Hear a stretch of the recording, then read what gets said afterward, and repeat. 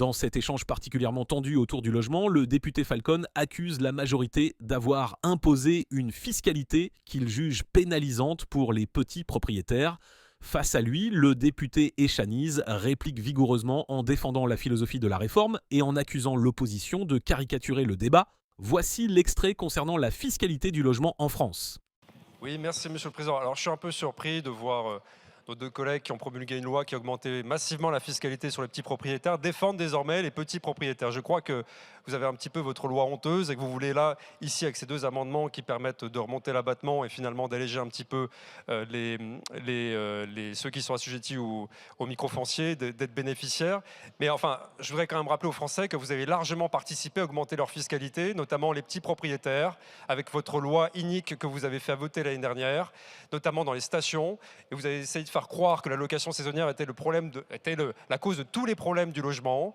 Et finalement, chez moi, dans ma circonscription, dans l'Aude, où on a un certain nombre de stations balnéaires, où les gens s'adonnent à la location saisonnière sans que ça pose la moindre difficulté depuis les années 70, eh bien, les contribuables narbonnais vont payer plus d'impôts à cause de vous. Alors n'essayez pas de masquer votre responsabilité avec ces deux amendements, parce que vous avez fait énormément de dégâts. Et d'ailleurs, les Échos l'écrivent ce matin, la loi que vous avez fait voter n'a eu absolument aucune incidence sur les excès de la location saisonnière. Je vous remercie. Merci, monsieur le député. Monsieur Echaniz. Merci, Monsieur le Président. Soyons un peu sérieux, Monsieur Falcon. Vous racontez encore une fois n'importe quoi. Nous n'avons pas augmenté la pression fiscale sur les petits propriétaires parce que les petits propriétaires, ils font la location longue durée. Et cet amendement-là, il était déjà là l'année dernière dans nos discussions, donc on n'essaye pas de se donner bonne conscience.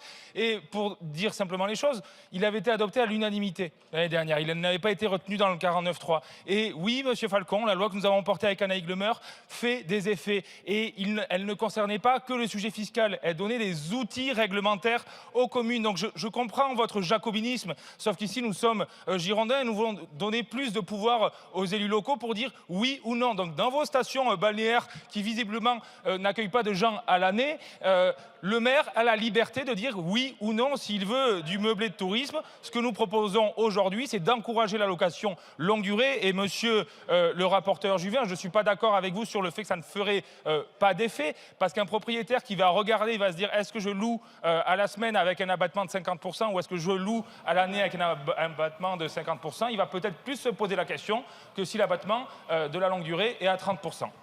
Merci pour votre attention. Si ce contenu vous a intéressé, n'hésitez pas à laisser un like et à vous abonner à la chaîne. Votre soutien contribue directement à la poursuite de ce travail d'information. À bientôt.